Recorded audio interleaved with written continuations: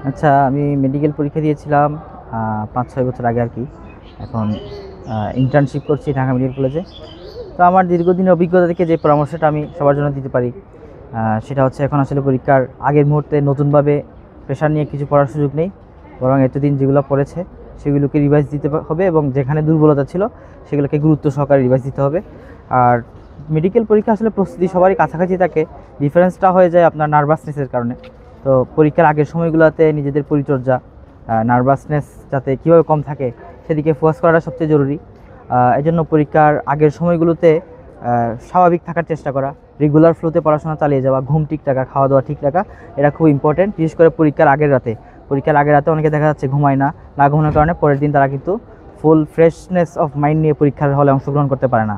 তো যে কারণে আমি বলবো যে পরীক্ষার আগের রাতে যেন পর্যাপ্ত ঘুম এনশিওর করা হয়, আগের কয়েকদিনগুলোতে পর্যাপ্ত পুষ্টিকর খাবার, নিয়মিত খাবার দাবার, শারীরিক সুস্থতা যাতে এনশিওর করা হয় এবং পরীক্ষার দিন সকালবেলা যাতে সে অবশ্যই ভালো খাবার দাবার খেয়ে পরীক্ষা দিতে যায়। আমার মনে আছে আমি মেডিকেল পরীক্ষার দিন সকালবেলা খেজুর খেয়ে গিয়েছিলাম এবং নর্মাল খাবারও খেয়েছিলাম, সাথে খেজুরও খেয়েছিলাম। খেজুর কিন্তু একটা গুড সোর্স অফ গ্লুকোজ। আপনি জানেন ব্রেনের একমাত্র ফুয়েল কিন্তু গ্লুকোজ।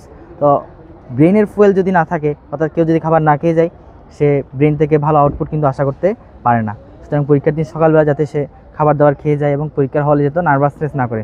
সে রেগুলার তো প্রতিদিন প্রস্তুতি নিচ্ছে, সেখানে রেগুলার পরীক্ষা দিয়েছে, বিভিন্ন জায়গায় পরীক্ষা দিয়েছে। মেইন পরীক্ষাটাকেও মনে করবে এরকম একটা রেগুলার পরীক্ষা।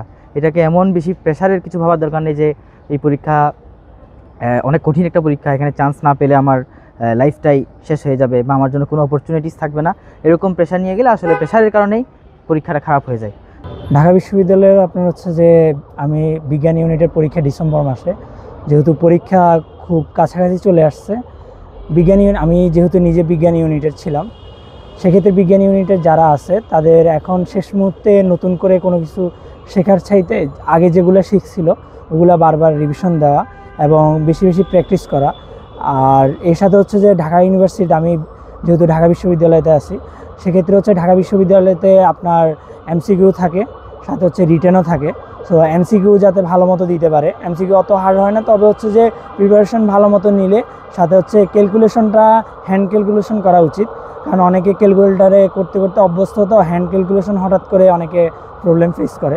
সো এখন যেই টাইমটা আছে এই টাইমটা বেশি বেশি রিভিশন দেওয়া, আর সাথে হচ্ছে যত বেশি হ্যান্ড ক্যালকুলেশন করতে পারে এটা হচ্ছে খুবই ইফেক্টিভ হবে।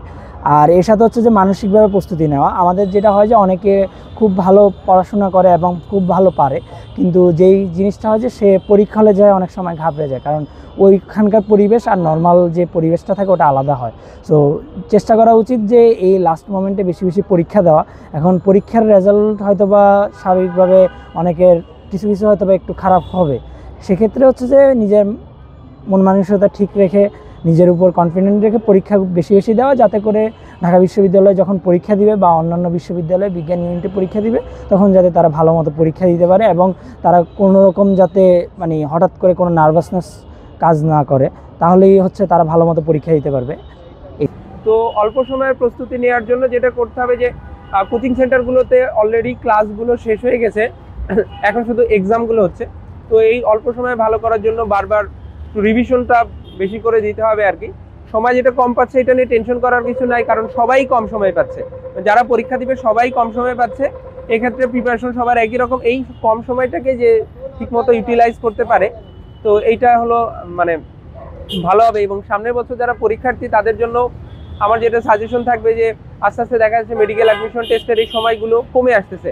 তো সব থেকে বেটার হয় যে এই মানে যারা এই 26 সালে এইচএসসি পরীক্ষা দিবে তাদের জন্য আমার এই মেসেজটা থাকবে যে এখন থেকে একটু যদি মেডিকেলের জন্য প্রিপারেশনটা একটু আগায় নেওয়া যায় আর কি, এইটা বেশি বেটার হবে। কারণ অ্যাডমিশন টাইমগুলোতে সচরাচর টাইমগুলো আগে আগে কমে আসছে, মানে আস্তে আস্তে কমে আসতেছে। তো যারা আগে থেকে একটু ভালোভাবে প্রিপারেশন নেবে তারাই অ্যাডমিশনে ভালো করতে পারবে। আর এখন যারা কম টাইম পাচ্ছে এটা নিয়ে টেনশনের কিছু নাই, কারণ সবাই কম টাইম পাচ্ছে আর কি, সবার একই রকম। এটার মধ্যেই তো একটা সঠিক একটা রুটিন করে ভালো মতো গোছানো একটা যদি রিভিশনটা দিতে পারে তাহলে ইনশাআল্লাহ মেডিকেল অ্যাডমিশন টেস্টে ভালো করতে পারবে।